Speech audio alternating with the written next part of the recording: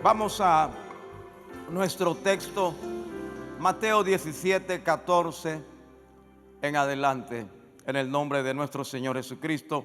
Mateo 17, 14. Cuando llegaron al gentío, vino a él un hombre que se arrodilló delante de él, diciendo: Señor, ten misericordia de mi hijo, que es lunático y padece muchísimo, porque muchas veces cae en el fuego y muchas en el agua. Y lo he traído a tus discípulos, pero no le han podido sanar.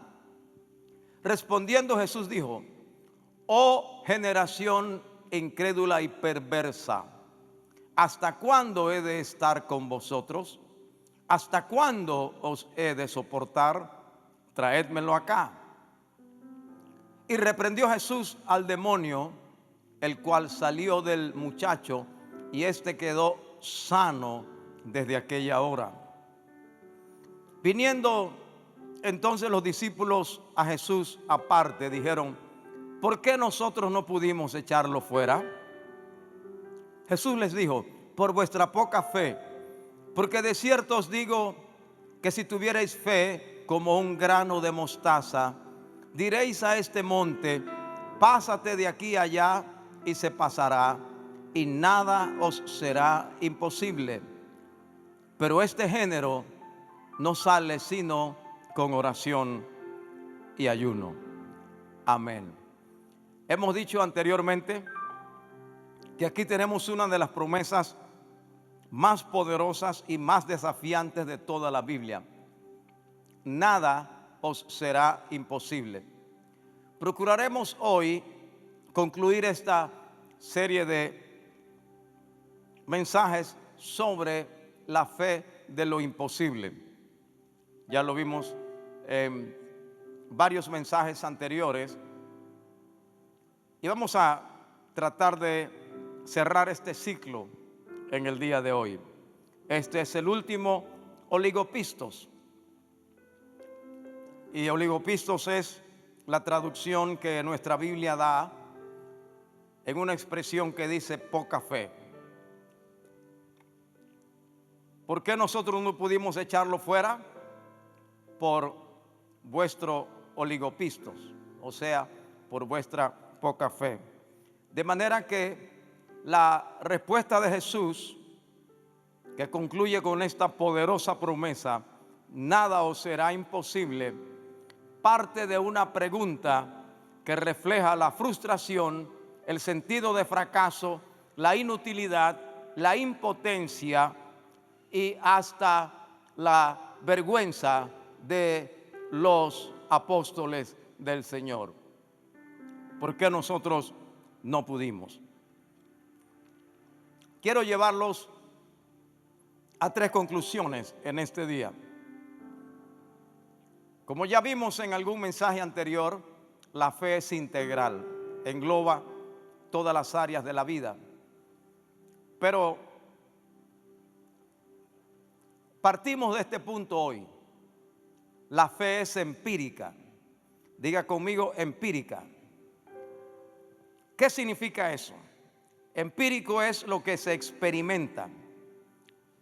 Para los niños, los adolescentes que tal vez no conozcan el significado de esta palabra, empírico es lo que se asocia con experiencia. Así que la fe no es teórica. La fe es para recibir, vivir una experiencia. La fe es para aplicarla en los asuntos de la vida. La fe nos es dada porque la fe es un don. Diga: un don. Y don, en el sentido bíblico, es un regalo. En el sentido bíblico, don es una manifestación de Dios. Entonces la fe es un don. La fe nos es dada para enfrentar los retos y las necesidades de la vida. Por eso la fe es empírica, porque nos es dada para eso. La fe no es dada para tener conocimiento o para presumir conocimiento. Por encima de todo, la fe nos es dada para enfrentar los retos y las necesidades de la vida. Esas dos cosas. La vida nos va a presentar retos continuamente y la vida también nos va a presentar necesidades. De hecho, que me levante la mano el que me está escuchando o viendo y no tenga una necesidad en el día de hoy. Amén, le felicito. Pero la mayoría no podrá levantar la mano. Quiere decir que esta palabra es fe para ti, para enfrentar esa situación de la vida, porque para eso es la fe. La fe entonces es un don. Vamos a ver algunos versículos. Primera a los Corintios, capítulo 12, resume los dones del Espíritu Santo. Y vamos a leer algunos versículos. Versículo 8, por ejemplo, dice: pero a este es dada por el Espíritu palabra de sabiduría, a otro palabra de ciencia según el mismo Espíritu, a otro fe por el mismo Espíritu, y a otros dones de sanidades por el mismo Espíritu, a otro el hacer milagros, a otro profecía, a otro discernimiento de espíritus, a otros diversos géneros de lengua y a otro interpretación de lenguas. Y por allí sigue, dice: pero a todos los da el mismo Espíritu. Y allí encontramos 9 dones del Espíritu: dones de sanidades, don de milagros. También encontramos palabra de ciencia, palabra de sabiduría. Encontramos discernimiento de espíritu. También encontramos profecía, diversos géneros de lenguas e interpretación de lenguas. Hay 3 dones de poder que se les llama: don de fe, don de milagros, don de sanidades. Hay 3 dones de expresión que son profecía, diversos géneros de lengua e interpretación de lengua. Y hay 3 dones de conocimiento que son discernimiento de espíritu, también palabra de ciencia y palabra de sabiduría. Pero para mí el punto es que entre los dones dice fe, está la fe. La fe es un don de Dios. Diga conmigo: la fe es un don de Dios. Dios la da, es un regalo de Dios. Por eso Efesios 2:8 dice: porque por gracia sois salvos por medio de la fe, y esto no de vosotros, pues es don de Dios. ¿Qué es la fe? Don de Dios. No somos salvos por obras, por lo que hacemos. Somos salvos por la fe en Jesucristo. ¿Y qué cosa? Que necesitamos fe para ser salvos, y esa fe no es de nosotros, es don de Dios, es regalo de Dios. Amén. Pero note este otro texto, Romanos 12:3. Romanos 12:3. Digo pues, por la gracia que me es dada, a cada cual que está entre vosotros, que no tenga más alto concepto de sí que el que debe tener, sino que piense de él con cordura, conforme a la medida de fe que Dios repartió a cada uno. Hijitos, ¿qué repartió Dios a cada uno? Según este versículo, diga: una medida de fe. Amén. Qué inteligentes son. Aleluya, gloria a Dios. ¿Qué repartió Dios a cada uno? Una medida de fe. Así que ya Dios te dio algo de fe. De otra manera no habría sido salvo. Y por eso nuestra oración es que Dios dé fe de salvación a toda persona, para que por ella pueda alcanzar la gracia de la salvación. Y cuando te salvó, asimismo te dio una medida de fe. Dile a tu esposa: tengo una medida de fe. Y dile a tu esposo asimismo: yo tengo también una medida de fe. Entonces la fe es algo que se recibe. ¿Se recibe para qué?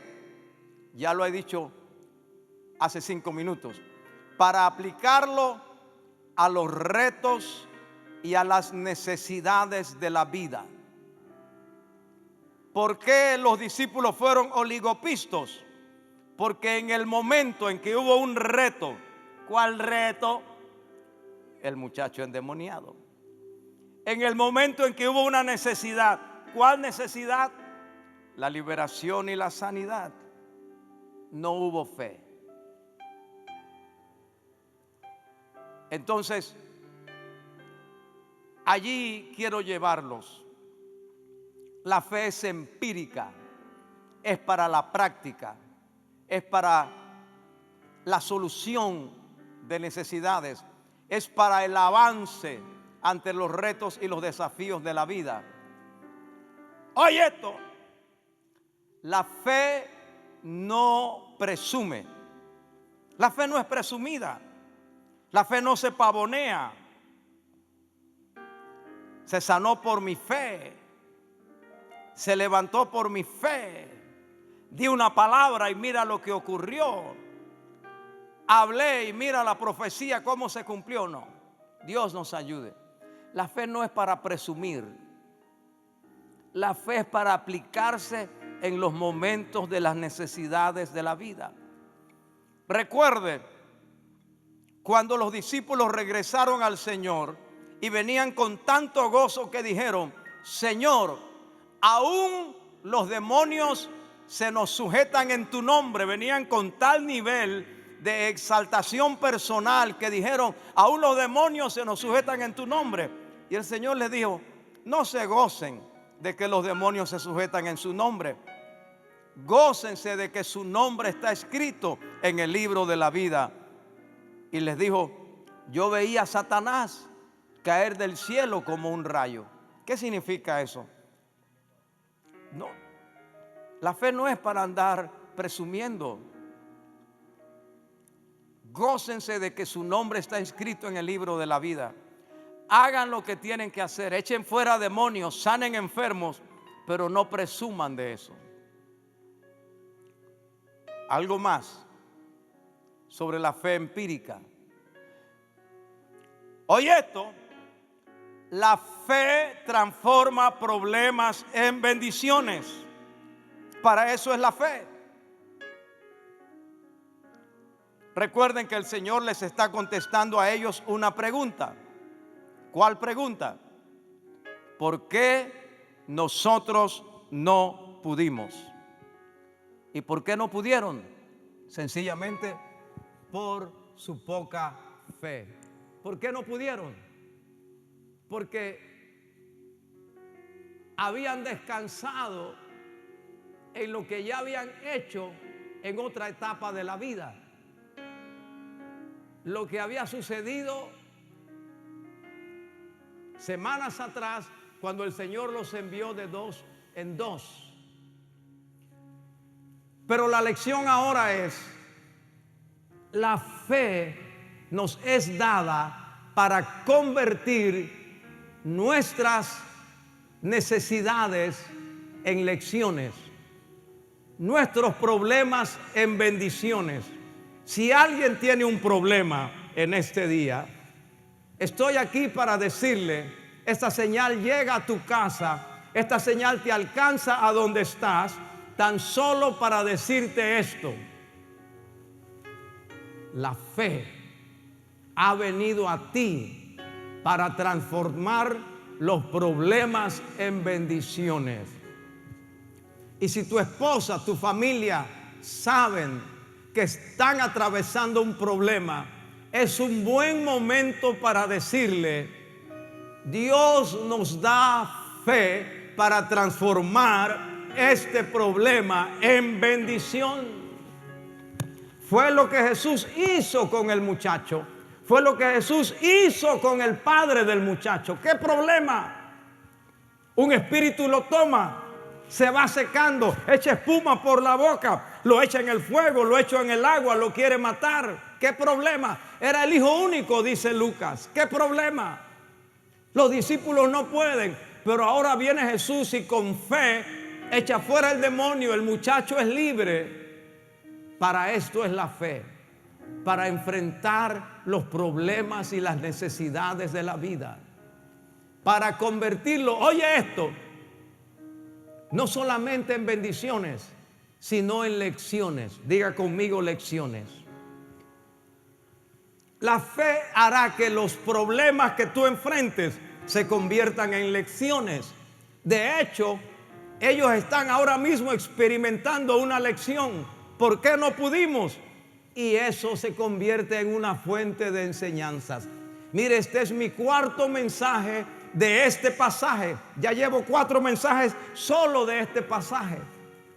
Porque la fe convierte los problemas, las angustias, las necesidades, las limitaciones, los retos, los desafíos de la vida, los convierte en lecciones. Y cuando uno ha alcanzado la solución, la respuesta, cuando ha visto la mano de Dios, cuando el milagro se ha manifestado, entonces uno puede escribir lecciones de la fe. Por eso la fe es empírica, o sea, experimental, es de aplicación. La fe es para ser aplicada. Esto quiero que aparezca algún día en un Twitter de alguien. El valor de la fe está en su aplicación. Repeat again. Aleluya. Repita ahí en su familia. El valor de la fe está en su aplicación. ¿De qué vale que yo me sepa 3,000 canciones de fe y me haya leído 20 libros de fe, si en el momento del problema, en el momento de la necesidad, cuando se me presenta el desafío, no puedo aplicar la fe? No, el valor de la fe está en su aplicación. Así que todo lo que Dios le ha dado hasta hoy es para que lo aplique, para que lo ponga en práctica. Si la enfermedad te ha tocado, es para que la fe que cree que por las llagas de Cristo hemos sido curados tenga aplicación en tu vida. Si estás pasando un problema financiero o de necesidades materiales, es la hora que la fe que dice Jehová es mi pastor, nada me faltará, sea aplicada a tu vida. Es la hora para creer, mío es el oro, mía es la plata, ha dicho Jehová de los ejércitos. Es la hora para creer que mi Dios pues me suplirá todo lo que me hace falta conforme a sus riquezas en gloria en Cristo Jesús. Esa es la fe. La fe que se canta a veces en este púlpito, en esta plataforma. Esa es mi fe. Esa es la fe.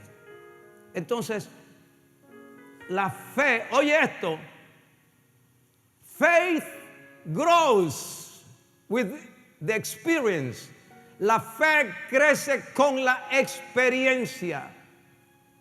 La fe no crece nada más con recibir una palabra de fe o con leer un libro de fe o con cantar una canción de fe. Claro que eso ayuda y es bueno y los testimonios ayudan, pero la fe tuya personal va a crecer con tu experiencia. A medida que venzas problemas, a medida que conquistes desafíos, a medida que alcances imposibles, tu fe irá creciendo. Por eso, repito, la fe sobre todo, la fe es empírica, es para vivirla. Gloria al Señor.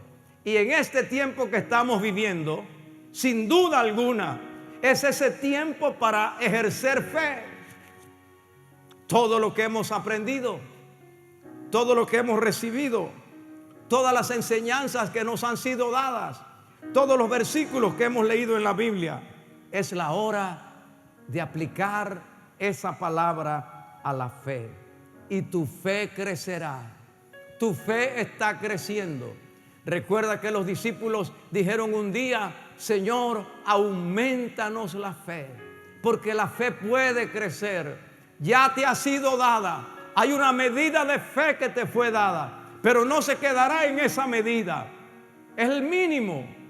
Fue la fe para salvación. Es la fe que ha ido creciendo para que alcances, para que conquistes, para que veas sanidades, para que derrotes al enemigo, para que veas lo imposible. Aleluya. Dígame un amén, por favor. Gloria al Señor. Número 2. Número 1, ¿cuál es, pastor? La fe es empírica, o sea, la fe es para vivirla, es experiencia. Número 2, oye esto, la fe es siempre fresca. ¿Cómo es eso, pastor? Se lo trataré de explicar. La fe es siempre fresca. Lo digo de otra manera, la frescura de la fe. No digo esto como lo decimos en mi país, que cuando hablamos de que alguien es fresco, es que alguien que no es esforzado, no es trabajador. No, no es eso. Es la fe renovada, la fe que siempre tiene un sabor a nuevo. Esa es la frescura de la fe. En otras palabras, ¿por qué nosotros no pudimos? Porque no tienen una fe fresca. Santo Dios. Yo le voy a decir, para mí esto fue una revelación. ¿Por qué no podemos? Porque tu fe no es fresca. Hay fe, sí, pero es una fe vieja. Santo Dios. Hay viejas, pero no son de fe. Pero yo estoy hablando de una fe renovada. Note usted el contraste entre la autoridad de Jesús y la incapacidad de los discípulos. Los discípulos han luchado con el demonio, han hecho todo lo que saben, han aplicado lo que les había sido enseñado y lo que les había sido útil, porque ya ellos habían echado fuera demonios, pero no pueden. Sin embargo, viene el Señor, que recuerden, para los que escuchan por primera vez ahora, viene del monte de la transfiguración, viene del monte de la gloria y echa fuera el demonio con toda autoridad. Entonces yo quiero que notemos un contraste. 9 hombres tratando de echar fuera un demonio y no pueden. Y viene uno solo y en instantes, ante la misma manifestación del demonio, porque cuando el Señor llamó al muchacho, el demonio se manifestó y lo tiró al suelo y cayó como muerto y lo atormentó. Sin embargo, el muchacho quedó libre, porque la fe siempre es fresca. Quiero que vea este versículo, Marcos 6. Este pasaje paralelo, ustedes saben que en los sinópticos hay los evangelios sinópticos. ¿Cuáles son, pastor? Mateo, Marcos y Lucas. Son sinópticos. El pasaje paralelo de Mateo 17:14 está en Marcos capítulo 9. En Marcos capítulo 9 está la narración de este mismo milagro. Les digo esto porque en Marcos 6, o sea, 3 capítulos antes, ocurre esto. Marcos 6:7. Después llamó a los 12 y comenzó a enviarlos de 2 en 2 y les dio autoridad sobre los espíritus inmundos. Quiere decir que ya previamente ellos habían sido empoderados. ¿Cómo les gusta a la gente esa palabra? Empoderados. Habían sido empoderados. Ya. Pero note el versículo 13 de Marcos 6 y lo vamos a entender mejor. Y echaban fuera muchos, digan muchos, y echaban fuera muchos demonios y ungían con aceite a muchos enfermos, diga muchos enfermos, y los sanaban. Eso ya había ocurrido antes. ¿Por qué ahora no pueden? Si ya lo habían hecho. Oligopistos es una fe oxidada. Oh my God. Si hubiéramos estado en una reunión normal, tenemos que hacer adaptaciones ahora. Pero si hubiera estado en una reunión normal, yo hubiera traído aquí un plátano o una papa y la hubiera partido, y ustedes hubieran visto cómo torna un color diferente. El plátano se va poniendo negro y la papa oscura. Eso es lo que se llama oxidación. Y es lo que genera en el cuerpo la producción de debilidad y la degeneración de los órganos y consecuentemente la aparición de enfermedades, la oxidación. Por eso es que hay que comer antioxidantes. Pues bien, eso ocurre con la fe. La fe se oxida. Oh Dios, pastor, no diga eso. Sucede que tú no puedes descansar en que ya hiciste algo antes y mecánicamente lo volverás a hacer. Eso puede ocurrir tal vez en la natación, en el ciclismo, o tal vez puede ocurrir en el boxeo cuando te ataca alguien en la calle, pero en la fe no.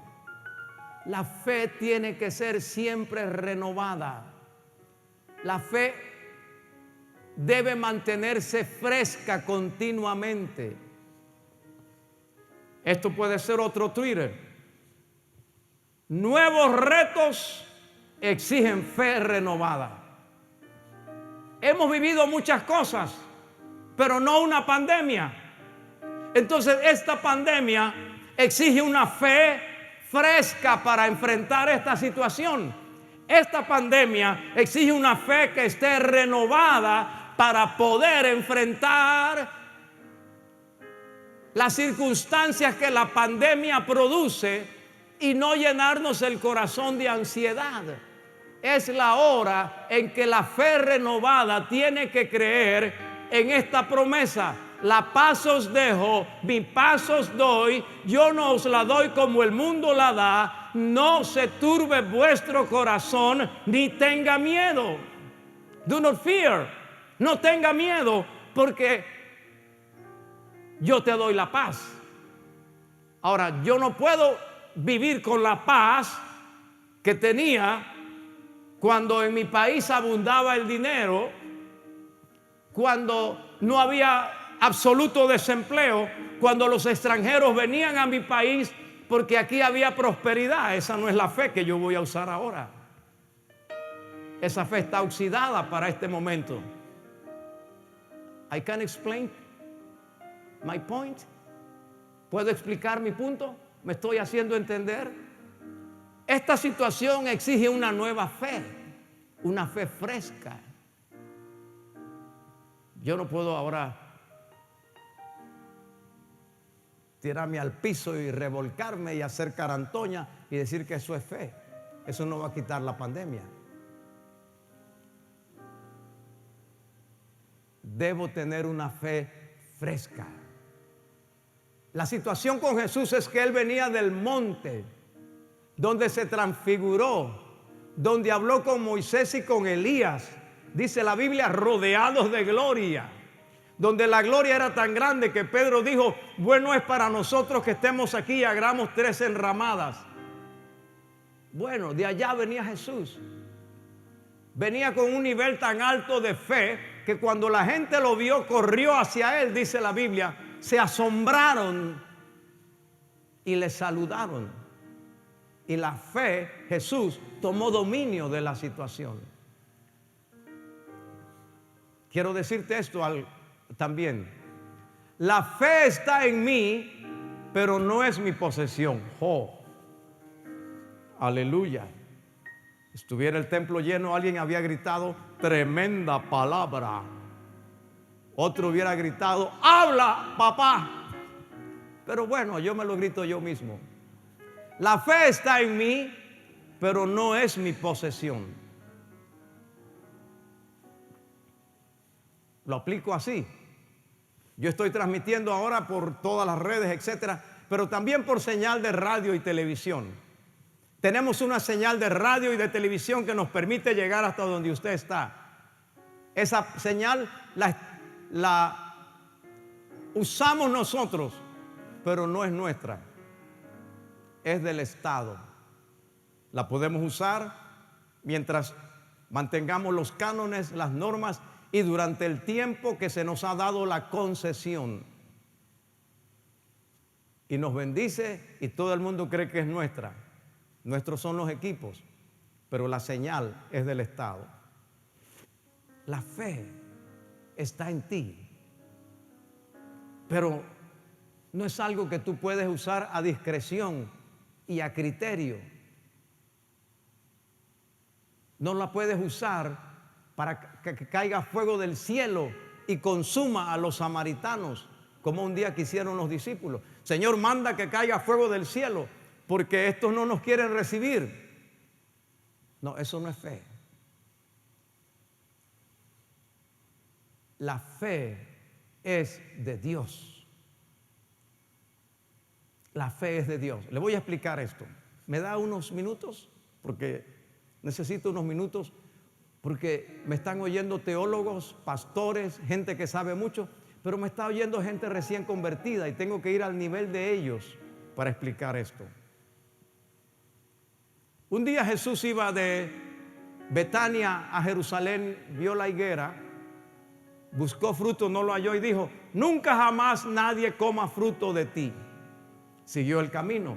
Al día siguiente, cuando volvieron a pasar por el mismo lugar, Pedro dijo: maestro, mira, la higuera que maldijiste se ha secado.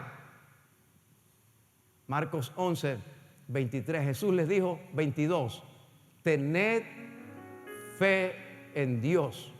En realidad, el versículo está traducido para que lo entendamos en español, pero en el original griego dice: tened la fe de Dios. La fe de Dios, o sea, la fe es de Dios. Y Dios nos las da a nosotros, pero no es nuestra posesión personal para hacer lo que me da la gana con la fe. La fe es de Dios.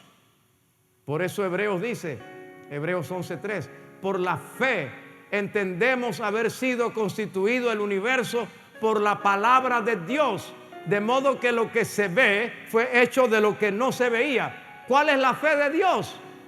Es la fe que aplica los principios de Dios. Es la fe de la palabra de Dios. Entendemos haber sido constituido el universo por la palabra de Dios. Por la fe, por la palabra de Dios. Hebreos 11:3. Por la fe, por la palabra de Dios. Entonces la fe fresca, aleluya. La fe fresca siempre tiene una palabra de Dios para la necesidad especial.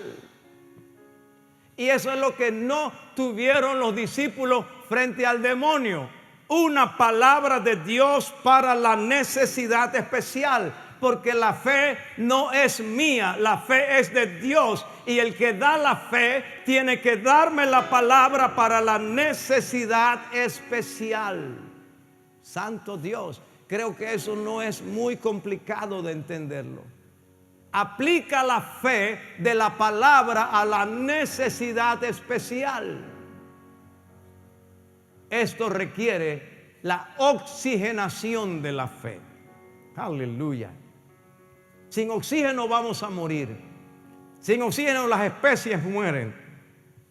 De hecho, ¿cuál es el problema más grave de esta pandemia? El oxígeno. La gente se muere porque no tiene oxígeno. Una vez que el nivel de oxígeno llegue a 93, es hospitalización. Así que usted mismo chequee su oxígeno continuamente a ver cómo anda, porque si llega a 93 está en problemas. Y hay gente que el oxígeno se le baja a 80, menos de 80, y por eso hay que crearle respiración mecánica, respiración artificial para llevar oxígeno para que no muera. Hey, tu fe necesita eso. Necesita oxígeno. Y estos discípulos del Señor, estos apóstoles, dormían y descansaban en que recuerdan cuando echamos los demonios, recuerdan cuando sanamos los enfermos, recuerdan cuando los ungíamos con aceite, cuando regresaron gozosos y diciendo: los demonios se nos sujetan en tu nombre y todo. Ahora no puedes vivir frente a un nuevo problema de una fe oxidada. Oxidada es carente de oxígeno. ¿Y dónde se oxigena la fe? Aleluya. De donde venía Jesús. Por eso le doy gracias a Dios, de verdad, pueblo del Señor. Le doy gracias a Dios por estos medios. Y en mi país le doy gracias a Dios por esta cadena. Y allá en España, donde retransmiten en vivo. Y en Puerto Rico, con la pastora Wanda, que toma esta señal y la eleva al satélite para que se riegue por todo el continente. Y en todos los países que hablan ruso, Rusia, Ucrania, Letonia, Estonia, todos esos países que toman esta palabra y la trasladan al idioma ruso. ¿Por qué? Porque pensaba esta madrugada, ¿qué sería si no tuviéramos un medio que nos diera palabra fresca? ¿Cómo nos ha ayudado este medio a atravesar esta pandemia? ¿Cómo mi esposa acaba de predicar y el pastor allá en Arizona llama y dice: qué bendición fue, porque mi papá está en cuidados intensivos inconsciente y esta palabra me ha fortalecido? El pastor Gaspar en Tucson, Arizona. Esta es la bendición de tener algo fresco, y eso solo viene cuando hay comunión con Dios. Yo no puedo descansar en que una vez Dios me usó. Yo no puedo descansar en que una vez vi la mano de Dios. No, yo necesito continuamente tener frescura en mi vida. Y la frescura es que Dios me dé una palabra para la situación que estoy viviendo, y eso lo voy a recibir cuando tengo comunión con Dios. Dígame un amén, por favor. Por eso cuando vengo a este lugar, canto y canto y canto y canto. Porque procuro que la gente se meta, se compenetre. Y por eso le pedimos al pueblo que cuando esté en este ambiente no se ponga a tomar refresco, ni a abrir la refrigeradora, ni a chatear, ni a usar esto para... No, porque está entretenido y no va a recibir y se va a oxidar. Concéntrese para que reciba. Jesús venía de la oración. Tanto Mateo como Marcos como Lucas, los tres sinópticos, dicen que subió al monte a orar. Ese fue el propósito del Señor. Y aquí está la gran lección para ellos. La fe, always, all the time, siempre tiene que ser fresca. ¿Por qué? Porque la fe oxidada se vuelve oligopistos. Ahí está. Mire, santo Dios, ¿me dan un segundo? Estudiar la Biblia en el original griego es tan rico porque nos ayuda mucho. El Señor le dijo a ellos oligopistos, pero el hombre, el papá del muchacho, dijo: Señor, creo, ayuda mi apistos. Y no lo traducen poca fe. Ayuda mi incredulidad. Había una gran diferencia. El hombre era apistos, sin fe. Los discípulos eran oligopistos. Conocían lo que era fe, pero estaba disminuida por el desgaste, por el tiempo, por las experiencias negativas que habían tenido con el endemoniado, etcétera. Necesitaban una renovación en su fe. Y esto es algo que el Señor puso en mi corazón. Se lo digo con todo mi ser, y si no puedo hacer que algo se quede en su corazón, quédese con esto. El Señor quiere renovar tu fe. Amén. Dios ha traído esta palabra para renovar tu fe. Esta palabra es una palabra de fe para renovar tu fe. Porque la fe de lo imposible es una fe empírica, de experiencia, pero es una fe fresca, renovada. No permitas que esta situación arruine todo lo que has logrado en la vida. No permitas que el diablo te avergüence en esta circunstancia. Renueva tu fe. Que el Señor te dé una palabra específica para la situación que estás viviendo y entra en comunión con Dios y verás cómo tu fe se renueva. Voy a terminar con esto. ¡Ya, pastor! ¿Qué más quiere? La fe de lo imposible produce un género especial. Diga género especial. Amén. Un género especial. La fe produce un género especial. Es la fe de lo imposible. Cuando el Señor baja del monte y llega donde los discípulos y encuentra la discusión y el tumulto y hace una pregunta, ¿qué disputabais con ellos? Dice, de la multitud salió un hombre, vino delante de él, se puso de rodillas y le explica lo que ha sucedido. Y dice, y lo traje a tus discípulos y no pudieron. La respuesta del Señor fue esta, Mateo 17, 17. Oh generación incrédula y perversa. Note eso. Oh generación incrédula y perversa. ¿Hasta cuándo he de estar con vosotros? ¿Hasta cuándo os he de soportar? Pero me llama la atención la palabra generación. Diga generación. En griego es la palabra genea. Genea significa raza, clase, categoría. Generación incrédula es un linaje. Generación incrédula, generación.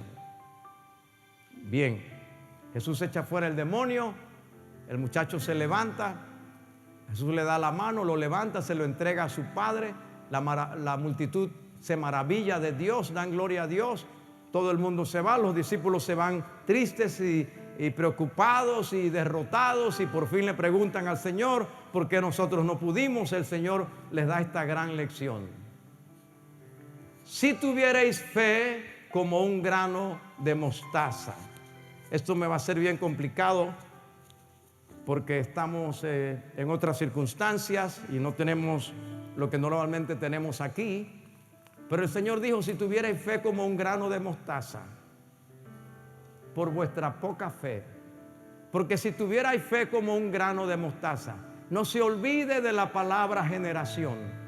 Si tuvierais fe como un grano de mostaza, le diréis a este monte, quítate de aquí, pásate allá, y se pasará, dice, y nada os será imposible. Nada os será imposible. Pero inmediatamente dice, pero este género no sale sino con oración y ayuno. Yo tengo aquí mostaza. Cuando voy a Israel, siempre compro mostaza y traigo. Pero hoy conseguí una mostaza americana, una mostaza de acá. Y quiero que usted vea el grano de mostaza. ¿Lo está viendo? ¿Lo puede ver? ¿Lo ve? Mire mi mano y mire el grano. ¿Ve que es tan pequeño que casi no se percibe? Voy a acercarme más. El grano de mostaza. Muy bien.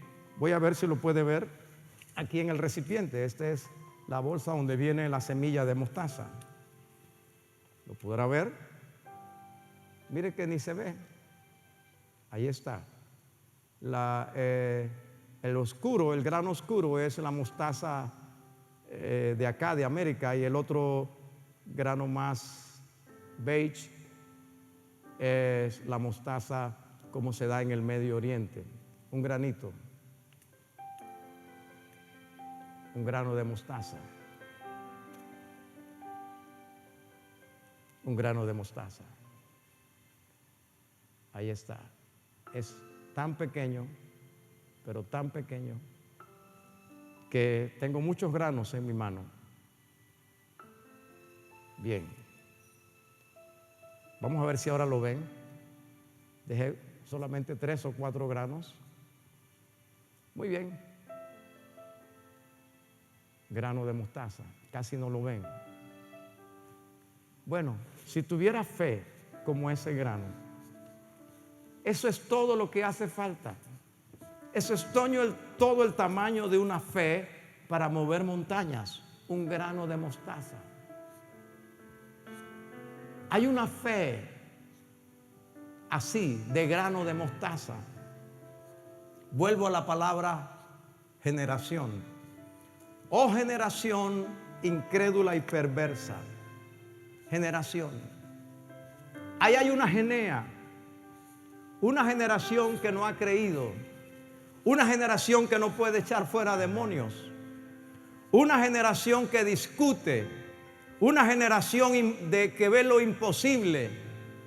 Esa generación es apistos, generación apistos, incrédula. Si yo estuviera hablando como Jesús diría, oh genea apistos. Pero luego que el demonio sale y los discípulos se van con el Señor y le preguntan aparte, el Señor les dice, por vuestra poca fe. Porque si tuvierais fe como un grano de mostaza, tengo 2 granitos aquí, pero usted no los va a ver. Si tuvierais fe como un grano de mostaza, le diréis a este monte, quítate de aquí y pásate allá y se pasará. Y nada os será imposible. Con una fe como un grano de mostaza.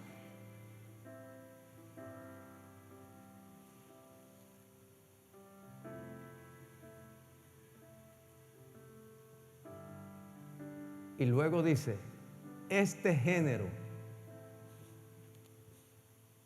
Allí usa la palabra genos. Es la misma palabra, genea, de generación. Es la misma raíz de genos. Este género. Jesús se pudo haber traducido, esta generación no sale sino con oración y ayuno. La mayoría ha interpretado que cuando Jesús dijo, este género no sale sino con oración y ayuno, se refiere al demonio. Y dicen, para echar fuera demonios hay que ayunar y orar. Sí, es cierto, pero es mucho más que eso. Jesús está diciendo, si tuvierais fe como un grano de mostaza, le diréis a este monte, quítate de aquí y pásate allá y se pasará y nada os será imposible. Este género, ¿cuál género? Este género que hace lo imposible, este género que echa fuera demonios, este género que le dice al monte, pásate de aquí allá y no será imposible, ese género solo puede salir con oración y ayuno. Y en esta pandemia necesitamos este género, el género de gente, el género de discípulos, el género de seguidores de Jesús que creerán y verán lo imposible. Y ese género lo produce la fe. ¿Cuál fe? La fe que ayuna y la fe que ora. ¿Por qué Jesús lo echó fuera? Porque estuvo en el monte. Porque estuvo en la gloria. Porque habló con el Padre. Porque habló con Moisés y Elías. Ese género se produce hoy. No es el demonio el que sale con oración y ayuno. Es el género de discípulo que echa fuera el demonio. Ese género saldrá con oración y ayuno. Le preguntaron a Jesús: ¿por qué tus discípulos no ayunan como los de Juan el Bautista? Jesús dijo: ¿puede acaso alguno que está de bodas ayunar? Pero cuando el esposo sea quitado, vendrán días y a ese día ayunará. Los discípulos iniciaron la práctica del ayuno cuando el Señor les fue quitado, cuando fue llevado al cielo. Y cuando hubo necesidad en la iglesia primitiva, cuando hubo intento de división, cuando hubo problemas entre las viudas griegas y las viudas judías, ayunaron y el Señor les dio los diáconos. Y cuando les dio los diáconos volvieron a ayunar, dice Hechos 6, 7 y 8. ¿Y cuál fue el resultado? 6, 6, 7 y 8 de Hechos. Dice que el número de los discípulos se multiplicaba grandemente en Jerusalén y que aún muchos de los sacerdotes obedecían a la fe. Cuando Saulo inició su viaje, estaba en un ayuno. Saulo se convierte e inmediatamente inicia un ayuno y no comió nada ni bebió agua por 3 días. Y al tercer día Dios le habló a Ananías y Ananías fue donde estaba Saulo y oró por Saulo, y a Saulo le cayeron de los ojos como escamas y recobró la vista. Y Saulo entendió el poder del ayuno, de manera que cuando es nombrado como pastor en la iglesia de Antioquía con Bernabé y los otros apóstoles, Hechos capítulo 13, dice que los pastores y maestros de la iglesia de Antioquía ministraban al Señor y ayunaban. Y mientras ayunaban, dijo el Espíritu Santo: apartadme a Saulo y a Bernabé para la obra que los he llamado. Luego Saulo sale en su primer viaje misionero, funda iglesias en toda Asia Menor y regresa en su viaje, dice Hechos 14, 23, y establecieron ancianos, pastores en cada iglesia con oración y ayuno. En la iglesia entendió el poder de la oración y el ayuno. Y esta hora de crisis que vive el mundo, no solamente una nación, el mundo requiere de nosotros oración y ayuno. Amén. No se me van a perder las semillas de mostaza. Pero hay gran ansiedad en el mundo. La propia Organización Mundial de la Salud advierte de rebrotes.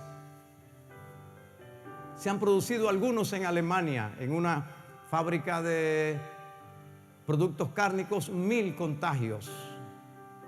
Se han producido rebrotes en Italia, en España. Estados Unidos rompe los récords de contagio todos los días.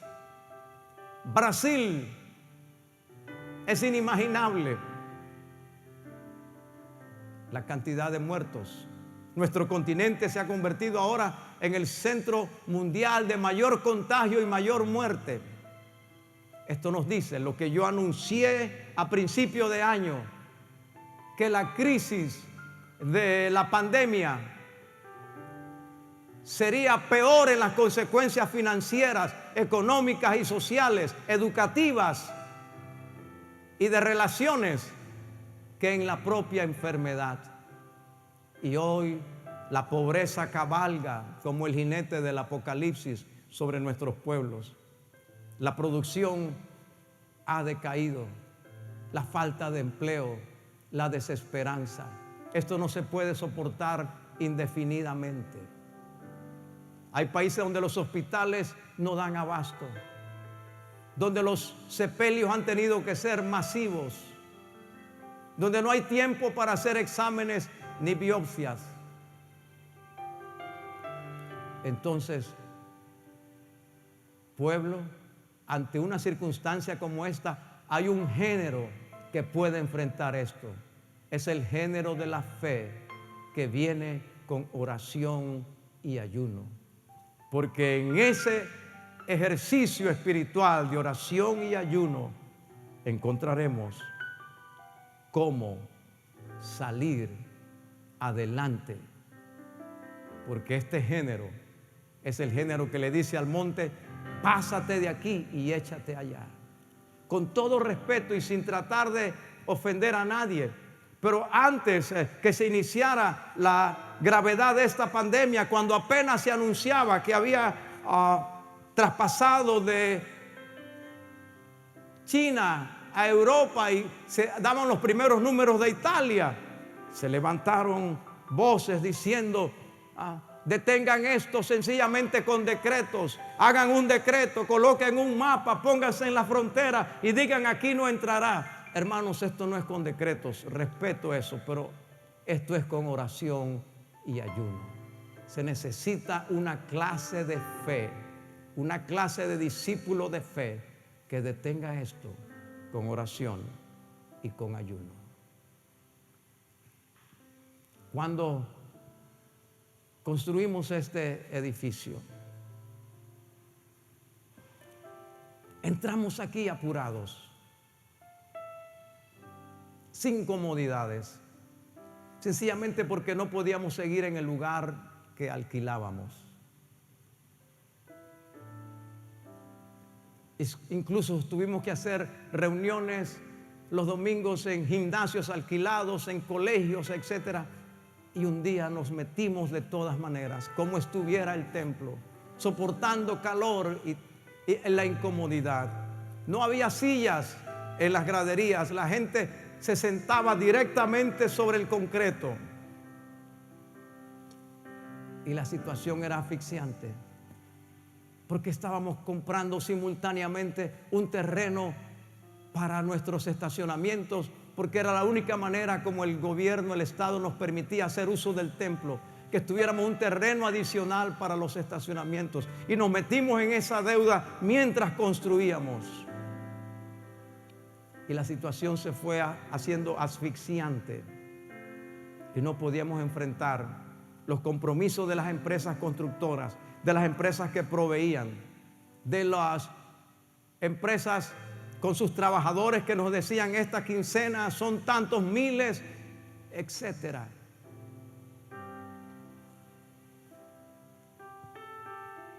Y ayuné esa semana. Y el domingo vine a la casa de Dios.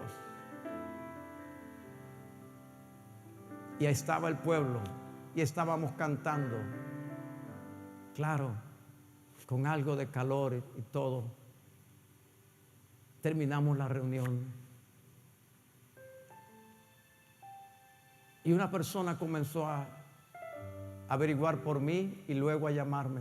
No lo pude atender el domingo. El lunes yo estaba tan desesperado, buscando dinero para los compromisos. Necesitaba más o menos $50,000 para salir al flote de las circunstancias. Así que ese día fui al banco, hice esto. Y mi secretaria me dijo: aquí lo ha llamado un señor 3 o 4 veces. Ya la última vez yo le dije: lo atenderé. Me dijo: pastor, necesito hablar con usted. Si puede, venga, tengo una oficina en tal lugar, en el área bancaria. Y yo dije: Señor, las almas son las almas, ayúdame, pero necesito. Así que dame gracia para llevarle paz y serenidad a este hombre. Sí, me recibió primero su asistente, su secretaria, y por fin me entraron donde él.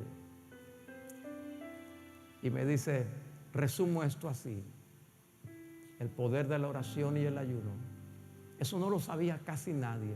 Mi esposa sabía algunos detalles, pero yo nunca quiero cargarla con las realidades profundas. Así que ella sabía detalles.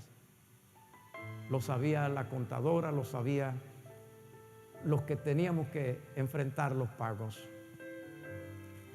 Y este hombre me dice: pastor, quiero que usted me acepte algo. Y yo le dije: bueno, permítame orar por usted. Oramos y tal. Me dijo: mire, yo vivo en la cresta. Estoy en uno de los edificios altos de allá atrás.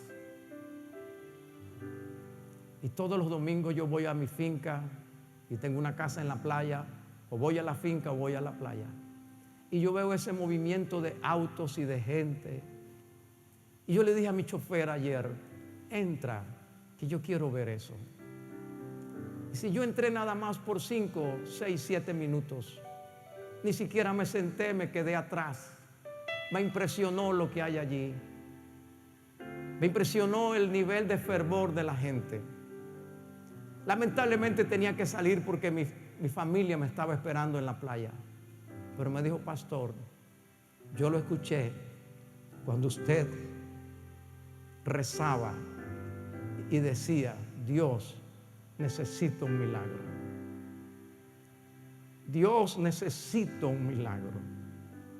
Y yo sentí en mi corazón que yo soy parte de ese milagro. Y yo le dije, sí, yo necesito un milagro. Gracias a Dios no estoy enfermo, mi familia tampoco, pero Dios sabe qué es el milagro. Y él me dijo, pastor, ¿usted cree que esto le puede ayudar para su milagro? Y sacó un cheque y me puso $25,000 en un cheque en mi mano. Un hombre que por primera vez vino a la iglesia, que ni siquiera se quedó, que no leía Biblia. Nada es imposible para Dios.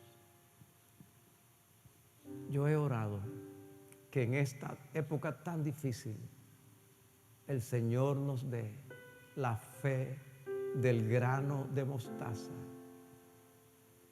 que levante una generación con la fe de lo imposible, que levante una generación que pueda decirle a este monte, quítate de aquí y pásate allá, y se pasará.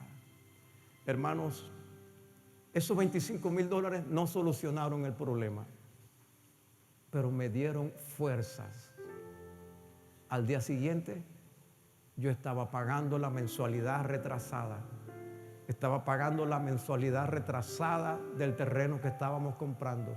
Estaba cancelando a todos los trabajadores de la construcción.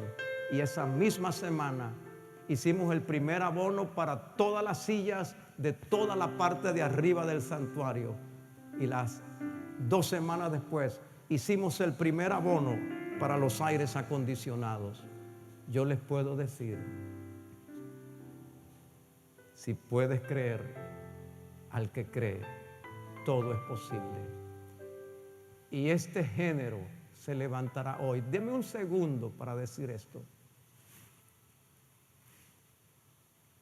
Tengo una angustia en mi corazón por la niñez. Tengo una angustia en mi corazón por los jóvenes. Los niños necesitan la palabra, la instrucción, el conocimiento, el ejemplo. Los jóvenes necesitan la palabra y el fuego del Espíritu. Y oro con toda mi fuerza que esta pandemia, la cuarentena, el no poder congregarse, no arruine la fe que se ha sembrado y no impida que los niños se levanten en un ambiente de fe. Eso va a depender de lo que haya en la casa. Si esto se prolonga por mucho tiempo, mi fe no será afectada, la fe suya tampoco, pero la fe de los niños, la fe de los jóvenes. Y yo he orado, Señor, levanta nuevos Abdul en la nueva generación. Levanta nuevos Josué. Levanta nuevos Jonathan. Levanta nuevos David Ruiz. Levanta nuevas María Anabel entre los niños, entre los adolescentes. Y la respuesta es, ellos saldrán si hay alguien que hace oración y ayuno por una nueva generación. Mi fe quiere ser el grano de mostaza. Mi fe quiere ser la generación de lo imposible. Quiero ser este grano de mostaza. Y quiero ver cómo Dios hace lo imposible y lo convierte en posible.